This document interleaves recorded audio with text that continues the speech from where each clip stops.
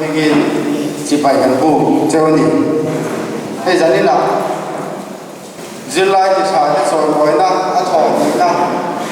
gần phong thì tụi gần lộn thế mà ya subcommittee thế để vòng còn branch quay vào bên thế này muốn thấy cái ngày tua gia đình thì cắn hẳn ruộng mỏng tan nhá ở thọ xin nan local sống sống rồi biển sống sống thế chung hòa lòng thu cần xây đi hôn sen mang tu cần cổ hoa lắm à phụ mọi thế phụ xin là thằng mọi branch advisor thì nó xóa một hôm giờ những thiên các bạn này đấy thì bộ nó cần hùng mạnh mãi biết rồi giờ những thiên cần mang đồ nào bia để mẹ để cần nuôi khát thì nó đi ăn đi ăn xuân rồi lại có cái cần nuôi được tên thì hắn mình sang rồi về vậy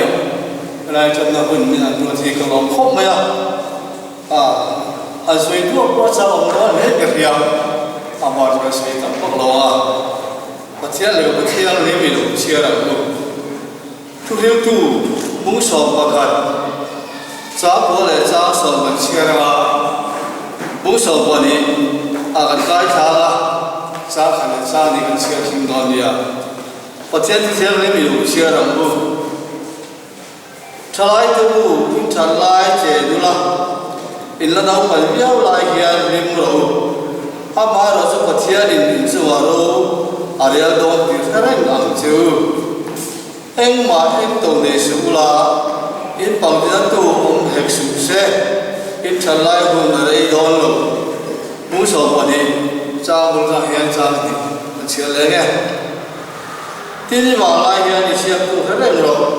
ni chalo te alo chen ba le lom na re cái này là về thì ta tụt cũng thế alo này mà hiền lắm phần chúng ta ra tận lâu sổ xe cái cái chân đem trong các bạn nó tụi ta làm mặt thêm mà do sợi cắt chặt các bạn cái giờ như là thùng mà đi nó bị lên cái gì cái bắt thiên máu sổ nó nó có cho cái đi in rồi mỗi cái sao cái gì nó bị lên cái gì giờ là rồi mỗi tụi thế anh mà đi thi bằng thì học được bên để anh phải thi bằng được bên bắt chia đến anh bé nào mà sống đó đã phiên đất thế tài học đất thế cái siêu đất thế chú tiếng anh cho là cũng đi bằng thì cái gì chú bằng cái gì thế là mỗi hôm đó chú bắt chia đi bắt chia đi mà sống đó bé rồi là vậy mẹ anh mình thêm rộng tên để huấn luyện mình sắp quy rồi đi rồi lại coi là hey cái gì mà nó có cái nào chứ à nó lấy được gì à sau giờ thì nó sắp tới là chuan để cái không sao đi bắt xe đi thì thế là anh là làm qua dừng lại mấy cái tàn bộ cái tiệm mà huấn cái thầy chủ hiền rồi nó có ở đây cái trần sâu chân cái gì à rồi cái vàng lại đi hiền cái gì thầy lại hiền bắt xe cái chú hiền cần lắm cần nằm tan thì một số bên trong là sâu thay cái gì đó rồi là cần cái là sẽ từ đó phố quay bên trong cái là sẽ thêm diện hết một sâu là thì một số ba trong làm cho bắt thêm một thì một số một từ cho thì cái ai đó cũng phải chỉ đi rồi vào giờ là cần làm từ cái bộ ấy anh rồi mọi cái bộ ấy bắt thêm đi mà sống na cha giờ những mong thì cái gì lan pan Bible trang chia thì thứ cái gì đấy anh sẽ phát tan mà mình sống sẽ bắt thiên này trong trời ô lan pa bắt thiên cần pa rồi bị bể pa là mi giờ nó cần muốn phát tụi bên đang chơi kiếm bay phía lan pa là mà sống phát được cho cái lan pa cần khóc ra cần quay tu cần quay tu thế cần cùng quay tu thế cho nên mọi người cho cái giờ này rồi mồi khắp thì rồi mồi thì lúc mà lúc đó tôi này là qua làm hoa áo sớm nó ăn tổng thế kể đi là để thằng hoa quay bên là thằng hoa thế đấy xem sau đó cần quay tu thế là lúc đó thì quay hiện cái áo sớm nó thì cần xe ta nằm mà nó về quay mỗi về bên cái đi cái giờ này là qua mong chặt đó là cần mang tu dòng sống thế nang ma min man kuila abul hai kan chana atop in foi thela in ta ma the tu ni tu che in kan hun kal le se to cha le thar so ten kan ram kan nam ta la pa an thi na dan man so wa mal so de pe se tu ni de ro ti lo ke zain kan hun man tu so so te min man sa min pui tlat tu in kan la pa de ta mi so krista min kan do ti che apu ke la kan ma brand secretary na che ti na ko introduction le tu ni so ma oh chairman bây giờ đi đâu pun lúc tập mấy lần này thấy à trong mà có sura lu hay mà cũng may mà có chút là mà bầu bầu thật đó và thiên mình về à bây giờ đi khách in tổng mong lên đi hay chỗ đặc sơn giờ đi là cái gì tụi cái một cái gì lệ thì thế thành sự chuyện anh ai à thì chúa đi chỗ đặc sơn thì người đó đi làm chỗ mấy amma sabera branch đi vô còn branch quay về cùng sáng thì xong thì bắt ta quay tụ thế branch đi là advisor thế cho bài này mình cần tiền cần tiền dễ là cần làm giàu biết để cho mấy president bu là biết chân tầm mà không được tiền sẽ là vice president bu sẽ ra giàu kim mà giàu thế à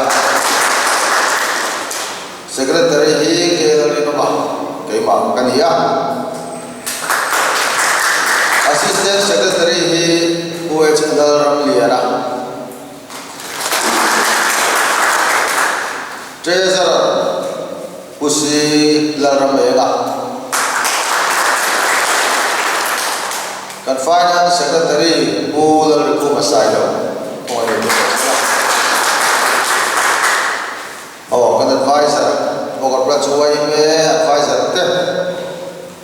pusi lên thành môi à tụi nó cần nó đủ bằng thế pula lên nó mà nằm thế pu eche pu chuan cái mà pu thế hi pu arsi mà nó lôi hi nghe cái là pu chia là va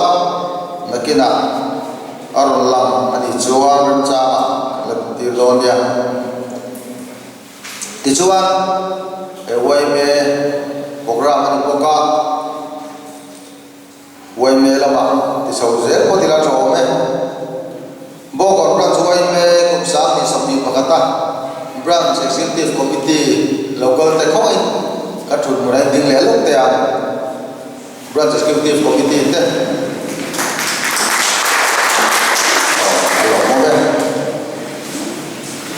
tu da section ram ka OP tu da local chi da kha ko ding le lo lo ila tho be ka section roi tu te branch committee te ni for kama alo mo be ti chuan ei zani da ka ti chan kum puan sir do wan kum ania ko branch wai me do ai kum puan sub committee oba kum puan sub committee OP local piang te ding le lok te ko por sa committee obi te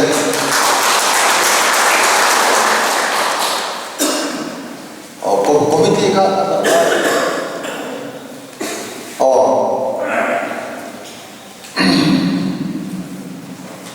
ti chuan zani la hian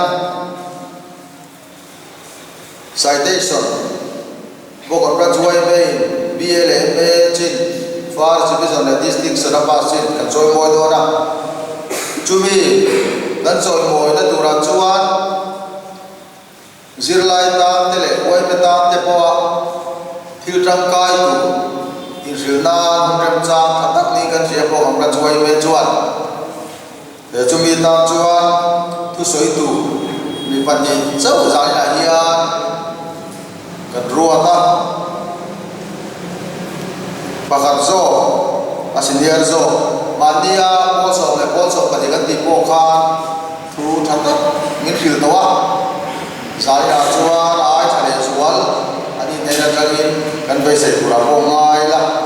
pularin mo eso de bethen ve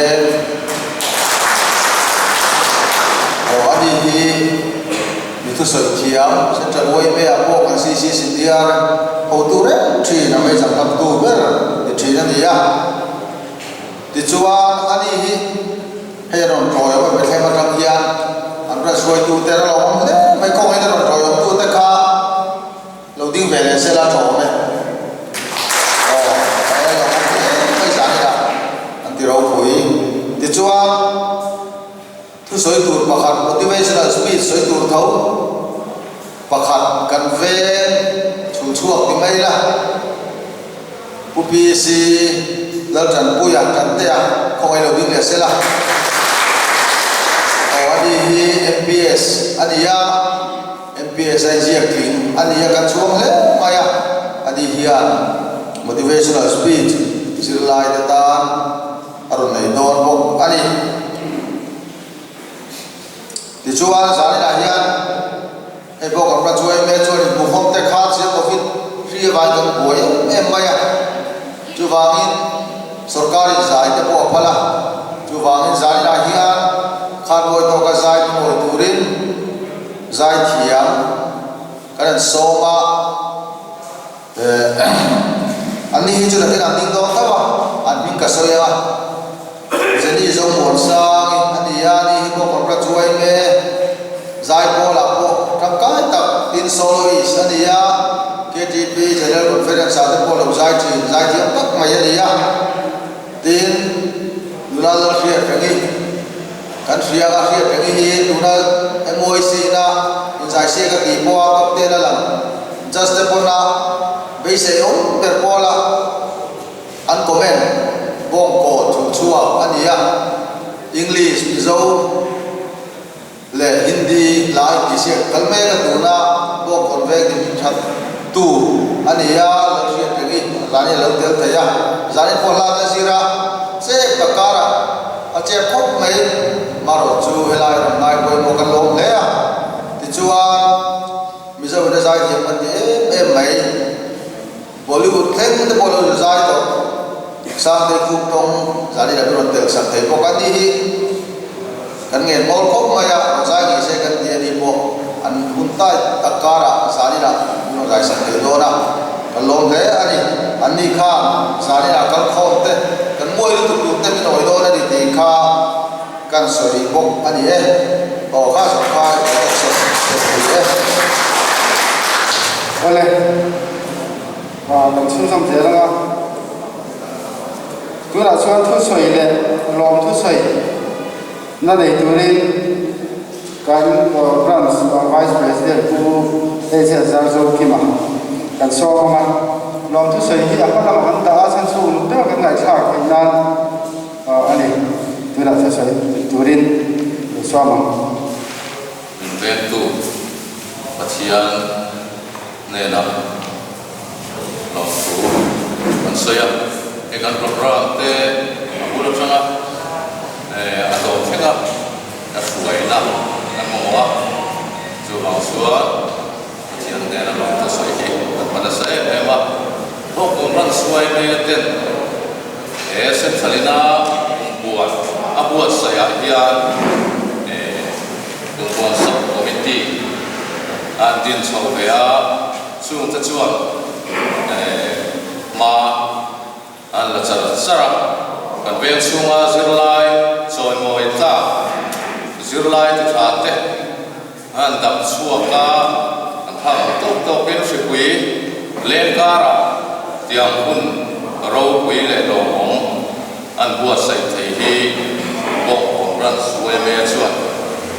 kan ayo buat te chungam te lo thu ana soi bo ani hei lo to soi hi ya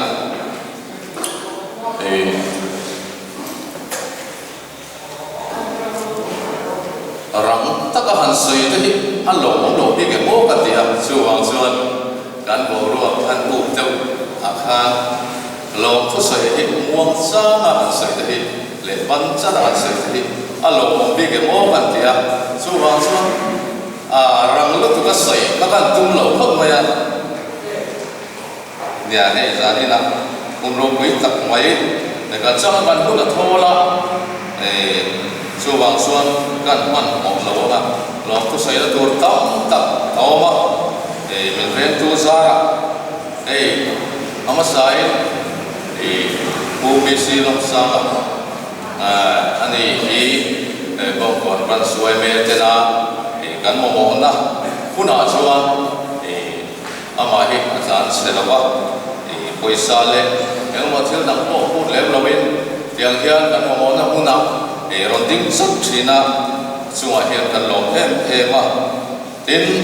a zai thiam kan antia kan sarkar lam ta zai ha an phal ta a zai thiam tak zani a hian ngai thak tu kan han nei an chunga kan zai thiam ta chunga lom thu kan sei bok ani tin me huna ta na kan sombi pu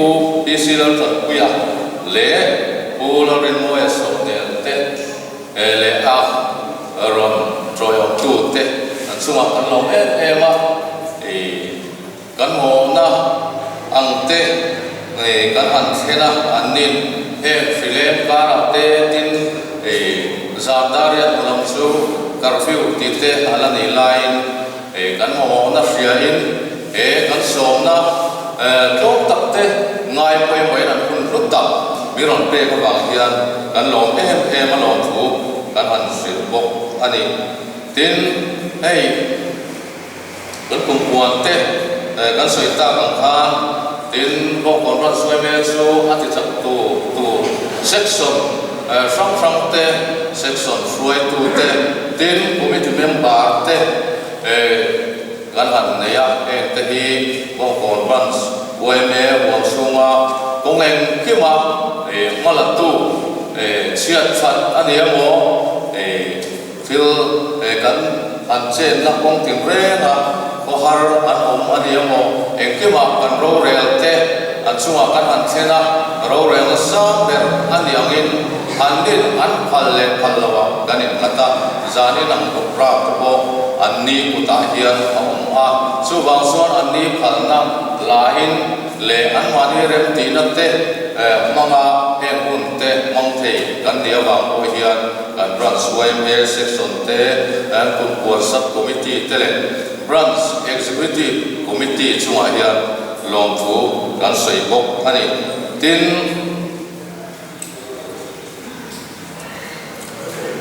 zanina kan san ber kan sirlai lo ting te aro wi khop maya hinlung takin kan lo ma tiang lo tin na te hi til na mai lo tak ani kan soi tuang kha un ti lai mai free in min han ti buai to sungin nge kha til zong har sat na te atil ang pal tlang chunga tiang tin mun an han theng thei hi in chunga kan lo ma tin lung takin kan lo ma kan lo thu hi nge kan lo na ai hi kan ti lan dan te kan han ti ve thei chun amate tem le ma sela in thiam na te in fin na te in hun kal le se tura pathian ron chung zela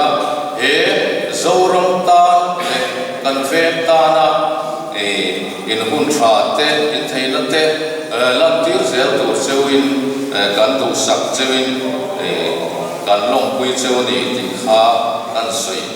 thei ni sela tin ei long tu soi ni dia abul lama kan han neya kha kan han bisomi te soi tong khan thin lung le ru taka thu tra le ang chi kha kan ngai thak thei na tur ta na hun kan in siam rem thei rin khami siam awanga yang hun hi mong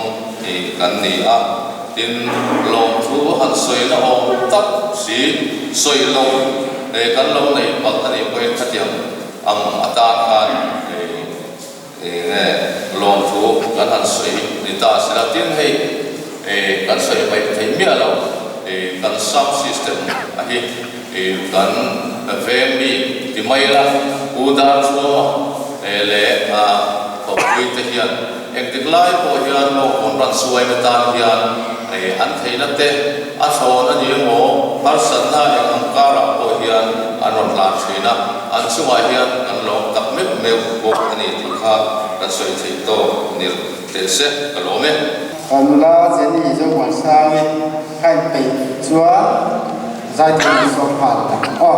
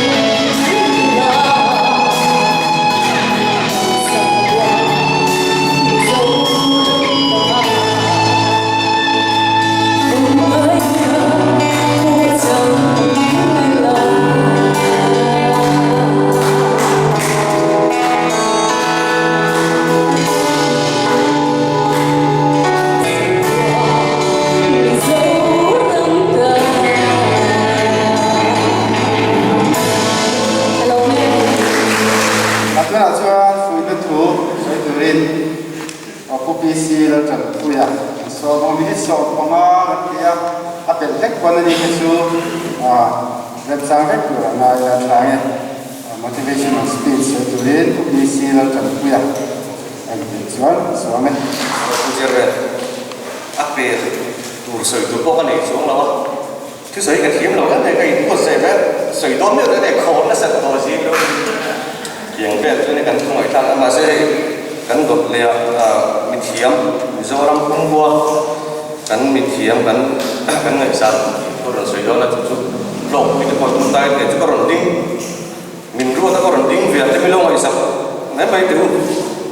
thì tay bông còn mua lại cái cặp với khách chụp bàn về na đi mà rồi chụp rồi chụp mà đi ăn rồi đó Covid và lại tất cả master dân kỳ lại đó hết lại á cái hồn chết mẹ ní đang ăn cái những lắm trắng về cho chính thật cần biết là lắm cái cần những sâu lệ thế này mình hốt ta là cho với chúng ta gây hồn chính về ta thì là cho chúng ta sản xuất qua cái đầu tiên thì đâu thì khác cần suy đối lại á mình giống tất cả các con rắn suy mới tu tế advisor của tế nên là chúng tôi về cái ta cho ta lại cứ lên tập bộ của nó cần lên cần nó cầm được lại thì về không lại cần nó được tế cái này của dân gia đình hiện rau quý cái tổ chim mà này cái sợi chú đèn của lâu này sẽ là gia đình này cần lốm rắn suy mới chung là tế của mình sắp cũng thì chung là tế cần lốm này thì khác mình lâu thiệt sắp là nia hey kan na thalok de ka zam deuh bawk sia ka khur deuh bawk sia tonga khatai na khata thu tang ngot khali lo ni lo lai tong sai kan zilai no pui de kha graduate le post graduation ding thia em ani tro graduation kan lo pui so ka khoi han ding ngop de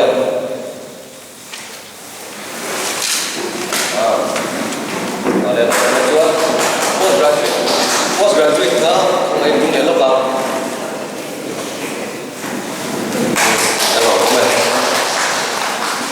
high school là ăn diện kia được không postgraduate là đâu đi về đấy anh tụi mình lộ hồng khốc mày cái đồng công phong tao với lại em thiếu phạt đối với rồi mấy lo cần đủ chuyện đi lùa nắng mà đi bị cái này làm cái khổ đấy in vang như là thằng ăn gì thì lại đi anh ya vang như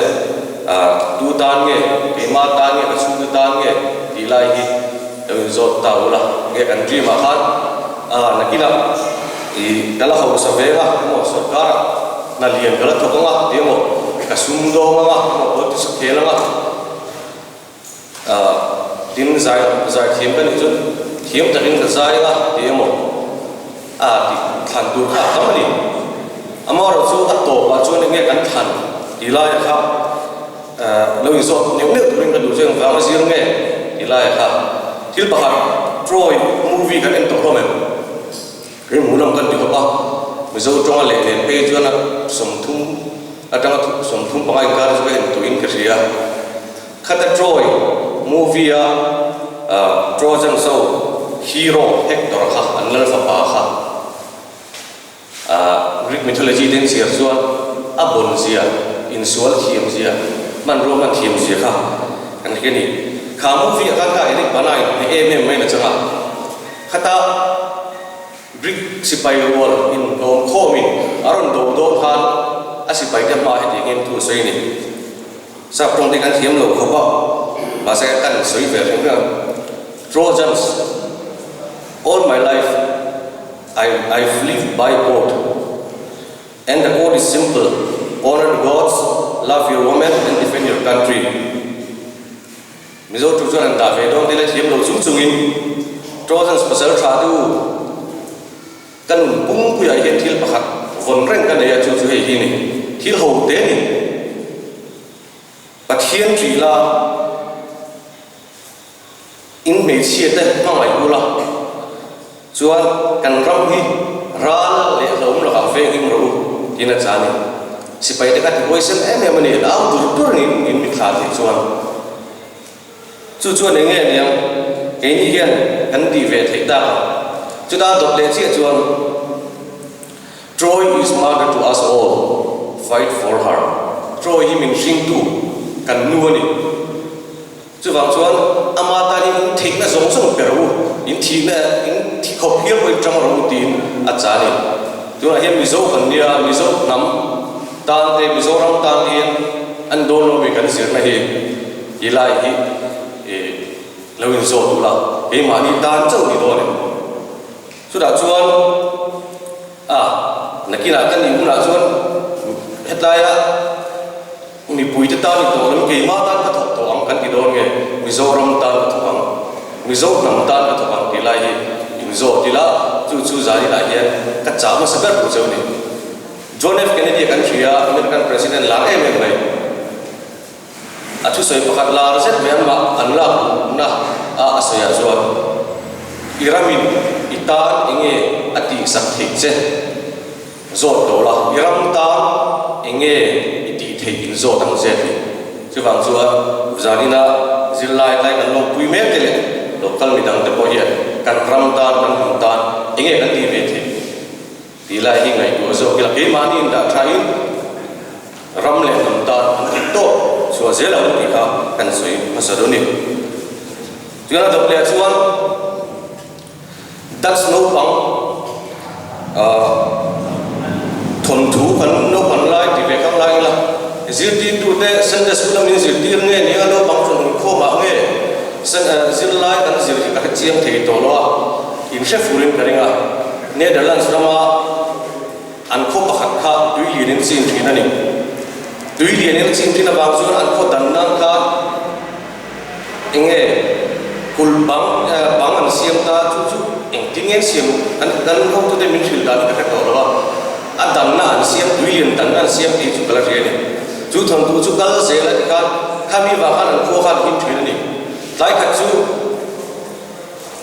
khalo bang ho lam a school bang ge ko ka to an soi na re le ko kha dui lo put ker ker hi muwa min an then chuan a ku zung trai na lo ani an ya ku bula ke na ku zung trai lo lai thala ki chu mani ma se a then chuan soi na chu aba na ro lu da lian ti kha ta kha chu dui lo ho se chu an khuar ron chi mai do lai chuan khalo pang khan thi huwa min an kho mi ta eng ma choi moi he ka ti tha dia yesterday da sa pang ve khar lo khan mo a ku ka lo no ping ve sa char ni a chung der an zuwa mu thei lo tu ka kha mu na khan thi nan mu de mi thil tu no wa nge an wa chan so le ti po kha to chong lo chu an rei du na do ni ma se chu ni kan soi du san chu nakina ti kha ni kal se la wa private business in mei the sarkar ai nu the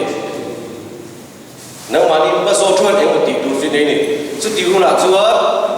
thil system fel lo te mo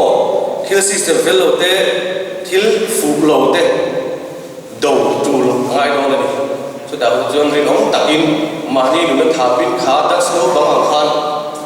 i lo do ve that do ni iram le na chi ai chon kha do bang khan thi huwa min kha tui pu ang kha i ve ve the do ni chu tai chu kan rin ro kan kal le zel tu ra in no chin sia challenge in lo siam hi ka du tak zet ani chuan adot le chuan mani lo ka boxing kan huwa heavyweight balian MMA mani fit to blend chi wala fit to blend chi sari kain baya golia tha in no do ne ta ka ko be la chuan khata khan round na nin da khia Deontay Wilder khan Tyson Fury ka foi ni ko tan ne thu ni Deontay Wilder chu khovela ku ding lam a nek na ber in ti the brown bomber in tingat khania anna do ni tum ni thu ni ma se tho le a atwa Tyson Fury chun ne na ran sang ta in lo ene mo par ke lo wa chun chu da zo na zo ta ni ai ta ring nun ken pa kana chuan Deontay Wilder ne win voi ni ne thu ja in ting ni tho le the a cha ne ro wi lu ke chu kum som thum pathum ka ni chung hian ka thian ten an party line he ka thil to ai ka focus a ni tin zan lai tin mel tam tak ta na party ve man lovin boxing ring a kaluta gym a kala ka training ani diwen te wa dari anek na di su ka thia ke taksa pon zo lo ni tuang kha ma sai khana thole tu bang ka in ko sai lo ka lo mate tro takina diwen te Tyson Fury ang khan in na thok na muna in thil ti na muna bola in ma sarkar in ta ri mo private club cha ni do in tu lo ni chu avan le chau cha down right cha ni do ma se mi antiga tu film kharir sai ha mi lo sam ta chu tu wa tho le lo te ni ti kan tu ro chen kan lo sam ti dan lo mi bo vai ta ang be do an lo sam ma se ron be le ba kha aron tho so le ba am ni lo ting an ni chuan Tyson Fury kan lam tan sa an nek tu lu bo khan a tho le chuan an ni bo in tu to lu tho le ro ma se tu le tu chuan thil ba ta ngai in buat sai na tha ngai chak lo tu te to ve tu te mi nek tur ve tu te mo ma ni so kong thawa down cha mon tu te hei hi in buat sai anga a cheber to chunga thebet tu ra ma son tu rai in pe ngai ni tu wang so in nu kal kong se la kan en ho hi kan cha du chewa ai minute ra ka sui to to tre pe ani le thik phat ka so na bang chu size of all section ta ron ka so na ding lo bang size of all section atuna kan lo pui big de khan van pa ding zel ko dam van pa tai te sena tuang jera trong bol van nếu mà lên từ đó lên to cái sợi tu chu in ve đằng lô vét sai rồi là te nếu mà te sai tuang jera cái trong bol bên rồi cái này mà sai in tum chuột lại thiền kiaเนี่ยเช่นชุดสมุทรเราก็ไม่ถึงชุดเกลเราก็ไม่ถึงมิชิงอยู่ไหนเนี่ยกันตุนกันไหนชวนกันปั้นชวนกันเข่งทีนั่นนี่จานี่ไอ้เรากันนะเหตุใดเรากันละเช่นไงพอเห็นเหตุใดเราลงคุยเราเจ้าตีนเสียอีเราปั้นนั่นนี่ชุดบางชวนอินมาทิลมูโลดรีเบสินะตุ่มวินัยนี่ชวนชุดมีปั้นชวนกันเราละเองจริงเนี่ยชวนเองทิ้งเองไงอย่างสุดท้ายแต่ชุดอัตโนมัติกันสวยด้วยถ้าสมมติว่าสวยทีนี้เสียจีไรกิจการมันคุยเม็ดเลยก็ลงคุยด้วยเนี่ยเจ้าว่าเจ้าตัวเราดูสังนะสร้างแบบกำลังเจ้าว่าดินอาบุษย์ตัวไว้เมฝักผมกตินอย่างนักจ้างที่ลงกติเมว่าไว้เมบุษย์เราเสร็จรู้ไหมพวกพี่ซีเราจะคุยกันร้อนไหมที่เขาจะจะเรียกกันกันออปชั่นกันมาสับเปลือกตายกันหนึ่งมาลองคุยในที่แตกกันข้าการทำจิตจันโดแล้วก็ชวนมาลำบากขันclass 10 class 12จิลาที่ทำได้สอนไว้เรื่องการลดหลั่นตัวสุดท้ายจะ subject topper alternative English subject topper เรื่องการหลั่นตัวอเมริกาจูประกาศ subject topper in social science กันเราหลั่นไทยบัลลังก์ไปอ่ะจากอินเดียถ้ามีจอยไว้นะที่ BA และลูกคุยและ MA และลูกคุยแต่กันหลั่นมาเฮียกันหลั่นเลยลูกมันจะมีจอยชัวสุมีลองคุยในที่แบบ BA และ MA ลำพังก็จูกันจำหาไม่ตอนเดียวถ้ามี subject topper กันเราเฮียไอ้เกี่ยมาอินะดูสักนาทีแล้วนักเรียนเนี่ยแต่ผู้ว่ามา dictionary เลย incentive award เสียงสังอาแต่ละแต่ยังตุกเกลเบรมอวอร์ด2021บอกจู่ๆการอินเตอร์ผู้เดวิดท่านสาวท่าน secretary แล้วส่วนเจ้าข้าอาจจะเป็นอินตอนนี้เสร็จแล้วทำเนี่ยการเชื่อชัวร์กันไม่งั้นแล้วเรียนติกับ son of MS Chuam Loya topper in social studies subject achunga hian KL Berema Award 2021 tinia pathian shuaina le ithorin da zara kumsang di sambi pakat HSLC examination distinction ai pass hi kan lo pui chia award hi kan la na check president and secretary well kan sai so thì heavy miễn hẳn sát tù riêng president ulal được chân tập không ai lộc xuống xe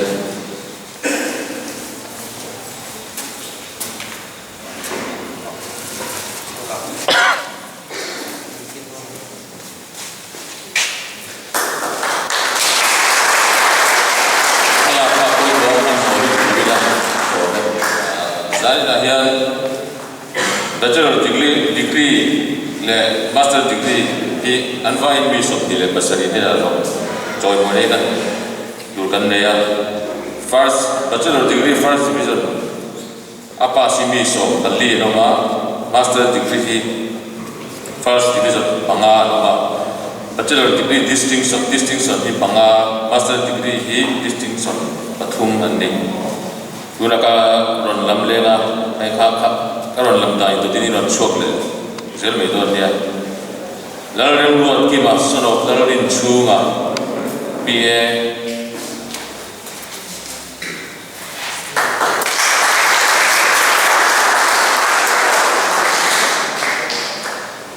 niki lalrin moya sono tomi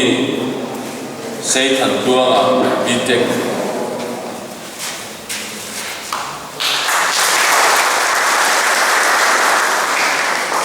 lalwa tuanga sort of frag zona BA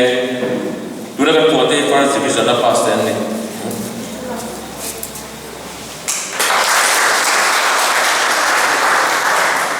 pular bercanda matang dore John hongai bu external dia na assistant secretary in Milosevic Saklese Christopher Lalmon puya son of Arlin tuanga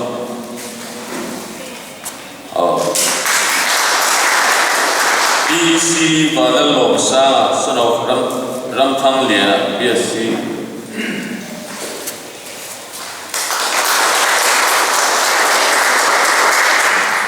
Vil Zamvela son of Utevita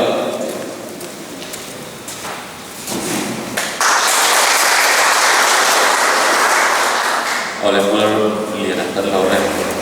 Guna Pular Riku Masailo Finance Secretary Milosevic Saklese Laltan Louis daughter of learning kita BA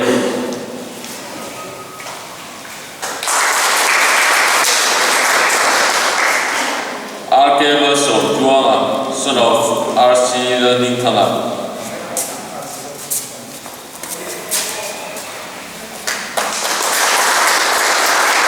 Lalmaya Oma son of RL Mogliana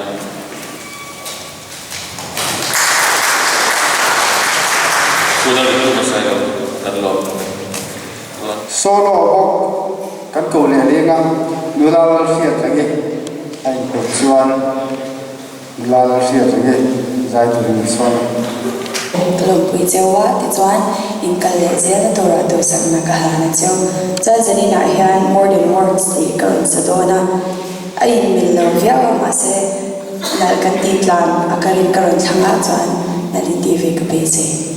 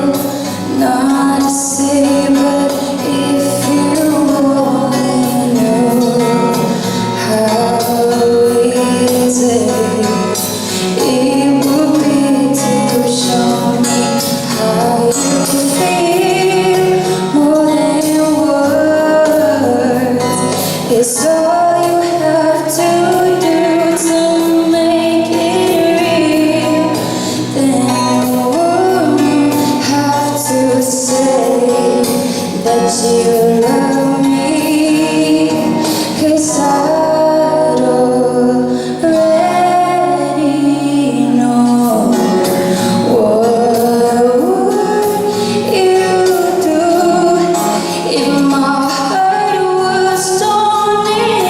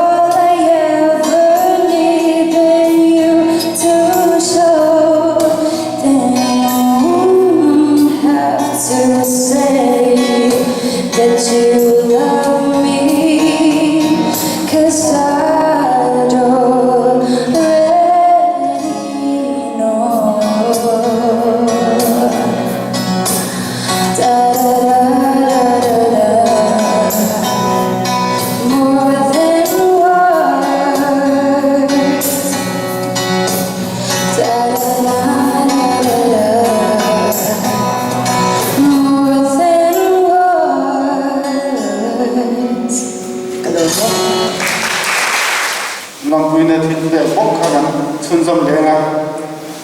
oleh kan chunjom lenga na pusi dalam lenga desert dan sueme mulai locok se dengan sesuatu se si masuk tangi dodor si dalam dua mah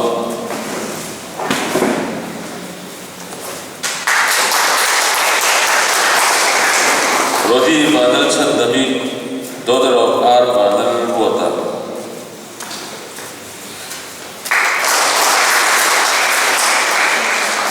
lalu kini dodor eten thara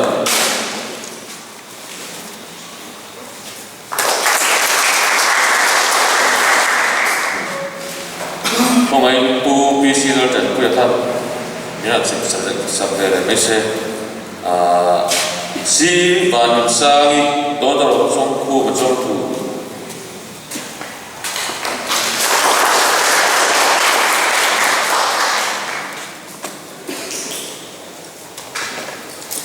lalu juali dodor sagre moya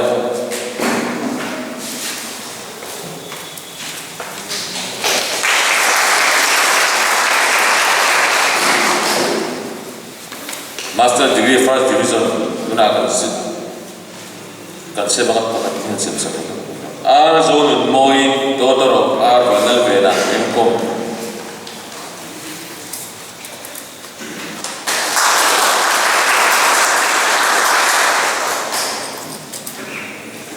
udah dia kan rome of H chon ruang emme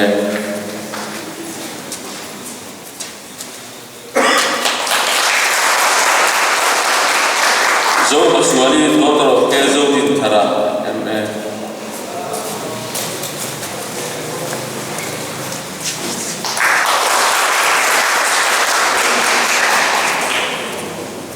si badal no isai dodor jongku macam MSc